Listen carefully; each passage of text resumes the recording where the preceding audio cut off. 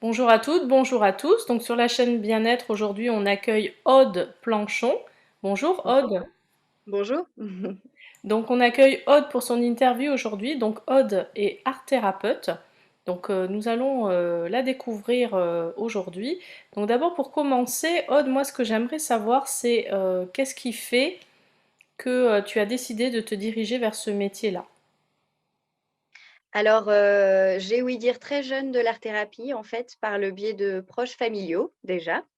Donc, ma mère connaissait, 2 amies, qui exerçaient ce métier. Donc, toutes 2 en tant que professionnelles libérales et dont l'une était ma professeure de danse contemporaine quand j'étais petite. Voilà. Donc, j'ai eu la chance, durant mon enfance d'avoir, l'opportunité de faire diverses pratiques artistiques, donc comme la danse, la musique et le cirque. Mhm. Mais, en restant toujours, dans l'amateurisme, hein, donc c'était vraiment du loisir. Et donc, plus tard, je rencontrais pour de bon, l'art-thérapie lors d'un voyage d'études pendant mes études, de lycée, voilà. Donc, j'ai eu la chance, d'aller dans un centre de, comment on peut appeler ça en France? Un centre de rééducation? Un Mhm. centre de rééducation physique, on va dire. Oui. Voilà, donc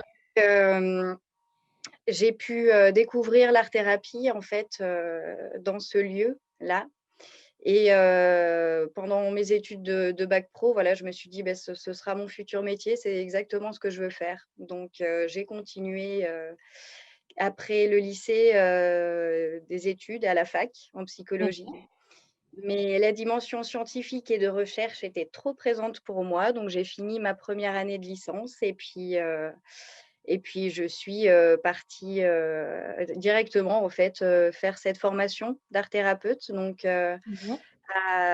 dans l'école Profac, voilà, donc qui était plutôt, éclairée par la psychanalyse. Donc j'ai découvert la psychanalyse et puis je me suis formée en 3 ans, voilà. Mhm. Très bien, très bien.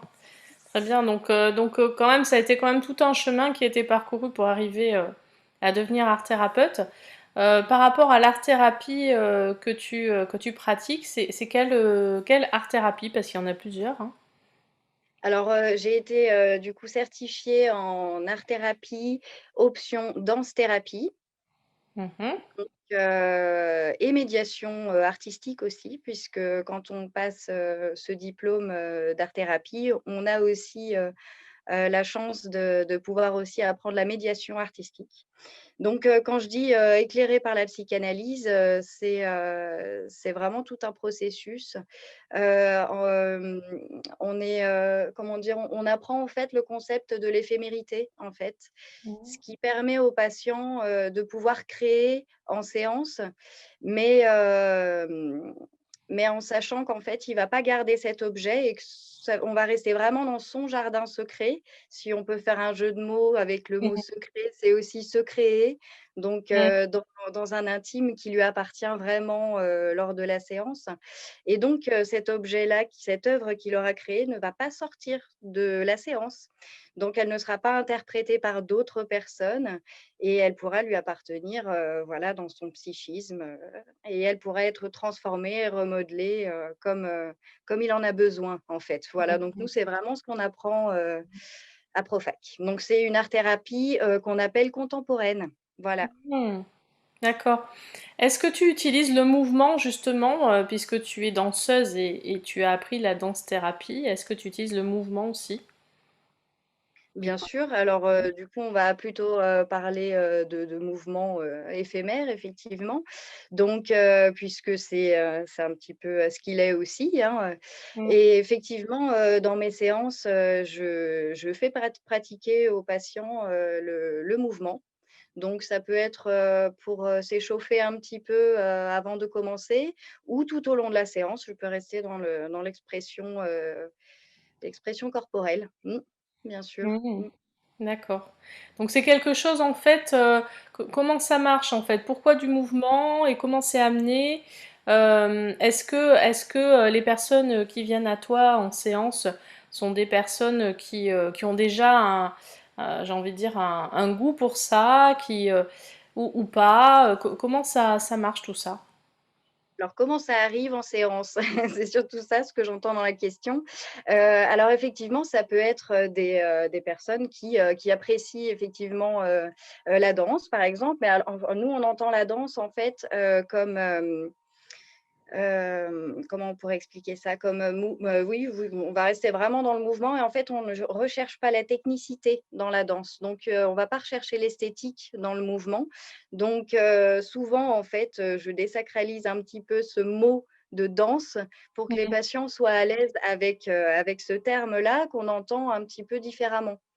Donc ça peut être effectivement des personnes qui apprécient, le mouvement, qui viennent me voir ou pas du tout, hein. Des fois, Mmh. ça m'arrive aussi, j'ai des patients qui, n'apprécient pas du tout, ce mot-là et qui en ont même, peur puisque Mmh. ça touche directement au corps effectivement, donc c'est très intime.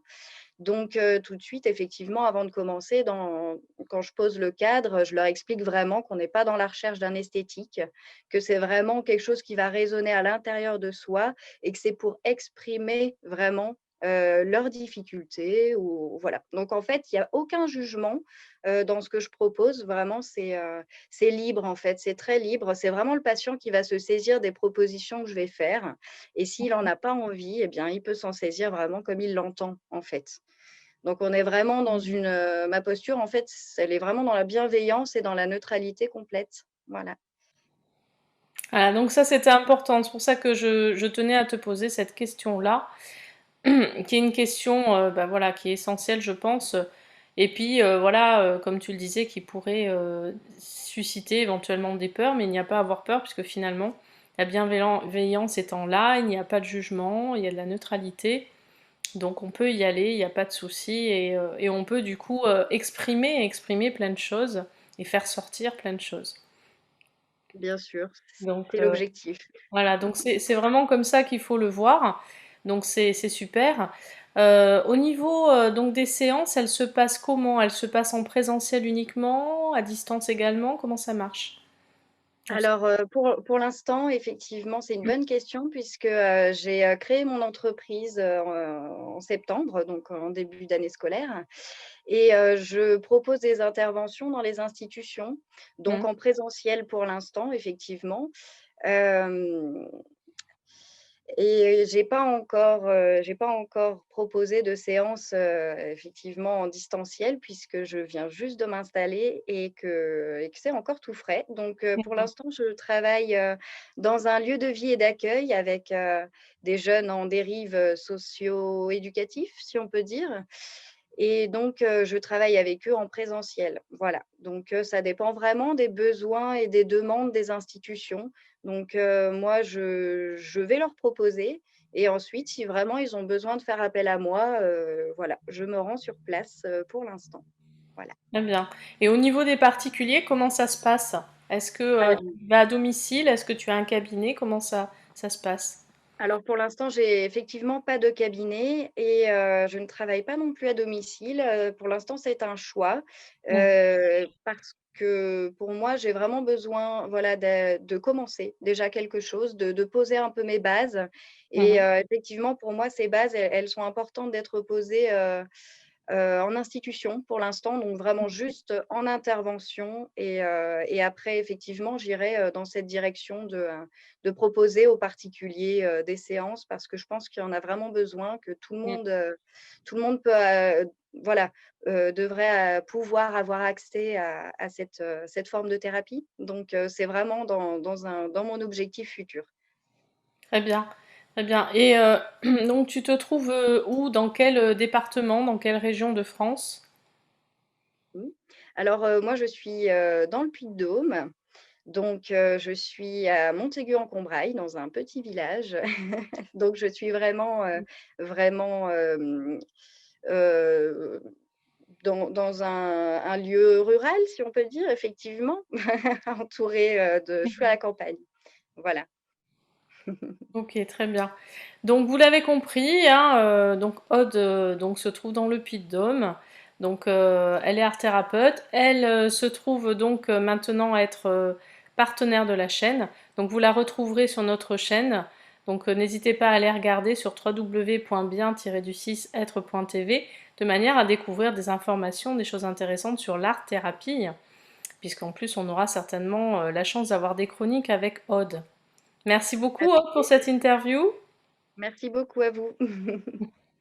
Merci de nous avoir suivis, à bientôt. Au revoir.